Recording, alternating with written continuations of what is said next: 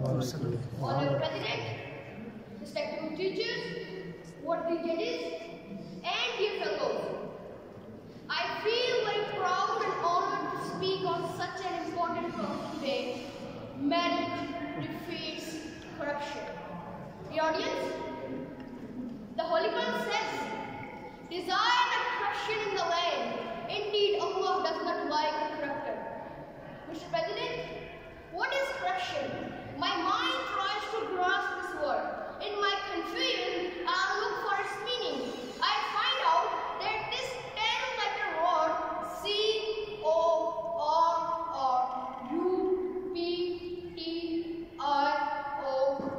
is not a new phenomenon. I see it takes the shape of bribery, extortion, cronyism, nepotism, and fraud since the beginning of the civilization.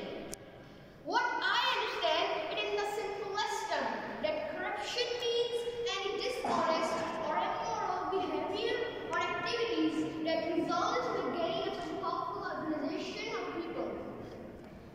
Mr. President, it's a great monster. It's lust for power, money, and fame, and the misuse of interested power for private gain.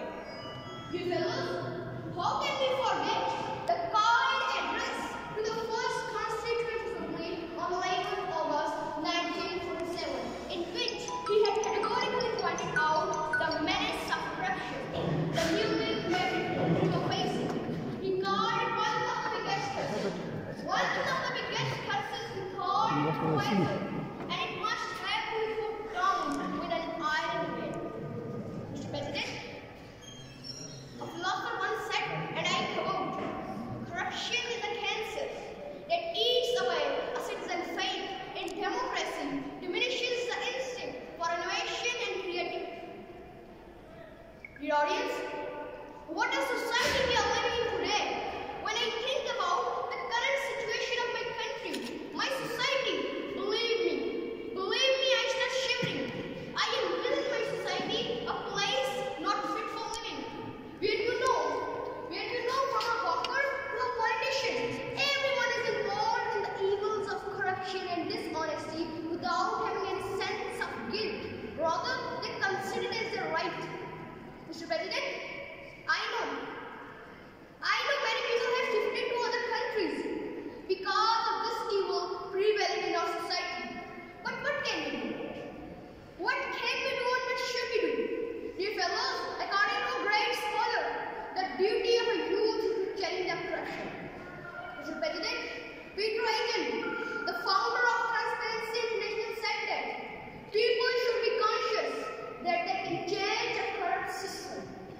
Mr. President, the worst disease in the world today is corruption, and there is just one cure: merit and transparency.